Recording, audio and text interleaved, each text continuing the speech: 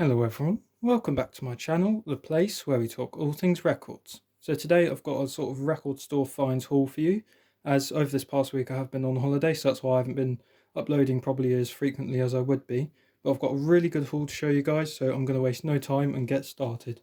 These are in no particular order, but I visited two stores while I was away in near Newcastle, sort of in Sunderland, that kind of area. Now this first shop had like a 50p sort of section with a load of boxes, and I picked up 7 albums, so I got a good deal, 350 for 7 albums, which I was very pleased with. So to start off with, we've got Joe Cocker.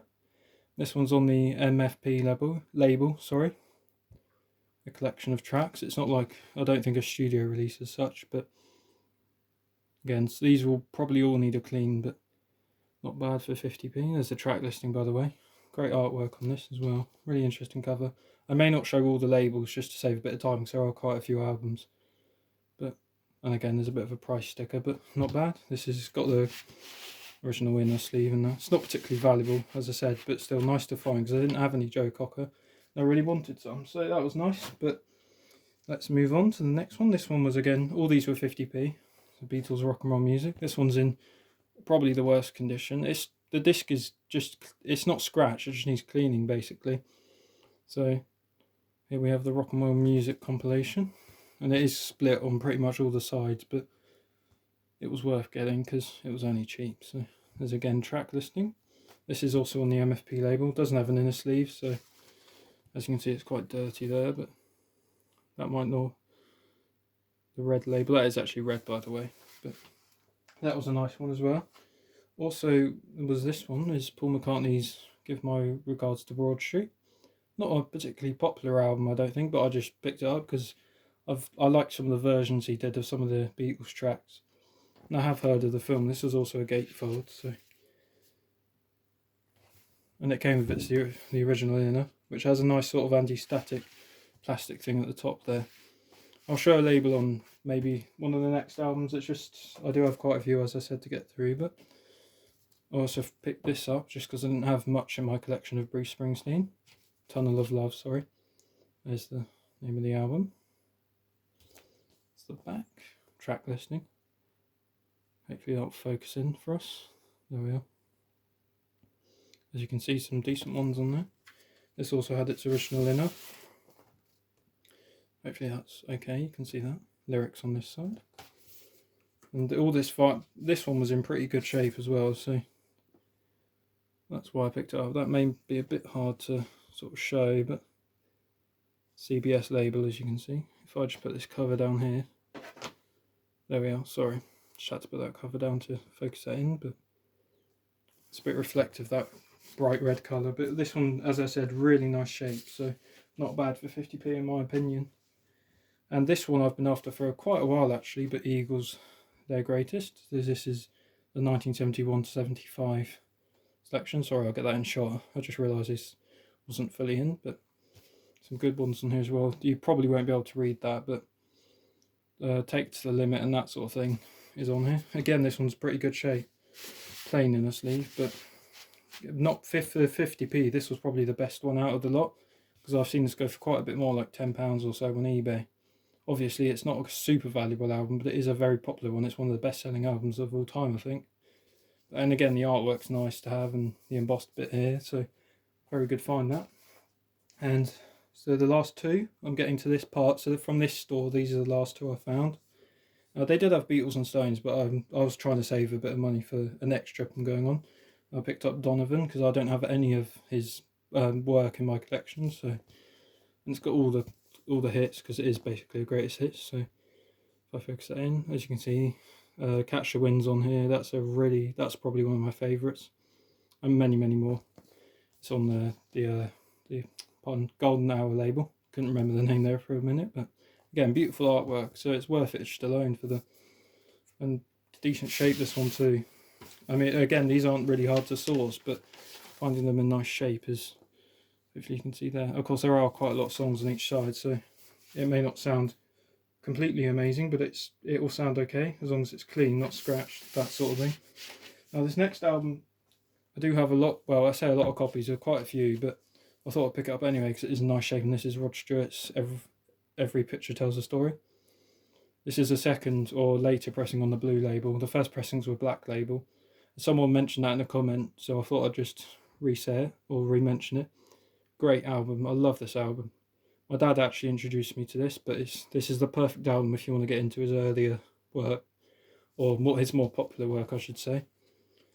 Now the vinyl again is just in great shape, so that's a plus. I do have a copy on the blue label already, but it's slightly warped and dirty, so this one was a nice upgrade. If you can see that there, Mercury label. Okay, so now moving on. This was the second store, and I had quite a bit of luck here. So I've picked up a couple of Beatles and Stones ones. The first one was a Rubber Soul Loud Cut for, if the price is there, £39-ish, so just round it up.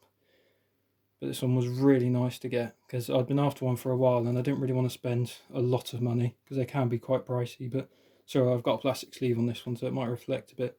Now this isn't the original, so it is an original 60s cover, but I swapped it out with one of my copies because I've got the original cover that was on it here, and as you can see it's a bit more worse for wear. There's quite a lot of dirt marking. It's probably poor, well, not fair condition to call this. There's a tear there as well. So I just swapped out the cover, and the disc plays quite well. It just needs cleaning really, so I think I got a great deal on that. The disc plays easily a VG, also VG minus around there, so with a cleaning I'll probably get it to a solid VG. But again, if you haven't seen track listing, but you probably will have. And as you all probably know, this is the -1 matrix. I'll get it out just to show you in case you haven't seen. And I'll explain about this inner sleeve in a minute, but it didn't have this originally, but I got a free Shadows album because I found there was a box of £1 albums and the store owner very kindly just let me have the Shadows one. But as you can see, it's got the sans serif font, which is the earliest variations for loud cuts. I'm not sure how easy this will be to show, but the -1 is the easiest way to tell if you've got a loud cut. Hopefully you can see that just there below the Made in Great Britain. The -1, sorry if I'm shaking the camera there. That's not focused in too well, but hopefully you can see that just there. So that I was super happy to get, because I do already have quite a few mono copies, but then they don't play amazing. This one actually plays probably the best out of my lot, so for it to be a loud cut and play well is nice. It is, again, sonically it's not great, but it's just a nice collector's item, so very happy with that.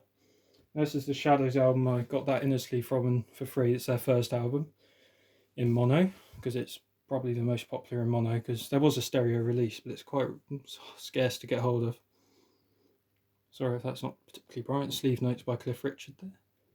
Again, this one plays great. Green Columbia label, this one, so first pressing.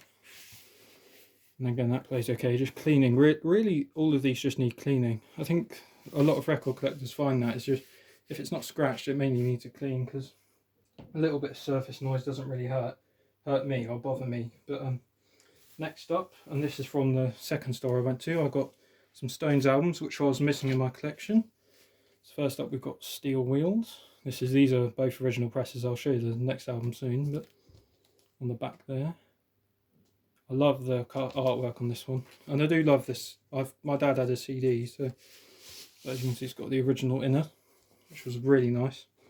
Because it's a bit, there's a split, but it was cheaper because he had two copies and one was cheaper, so I just picked up the cheap one, and they were the exact same condition, really clean. Sorry, that's probably not reflecting too well, but as you can see, there's no surface marks whatsoever. So this is going to sound great when I get around to playing it. But I tend to find that the later sort of 80s albums don't tend to be as worn out as much. It really depends, because probably by then people have better equipment and that sort of thing. But also picked up Dirty Work, not their most popular album, as most Stones fan will know, but I needed it to complete my set. And I also do like the title, well, not the title track, but One Hit to the Body. So I decided to pick it up, and again, it's got its original inner, and the vinyl is basically perfect condition. And also the label's got a really cool design. I'll just pull that out quickly to show.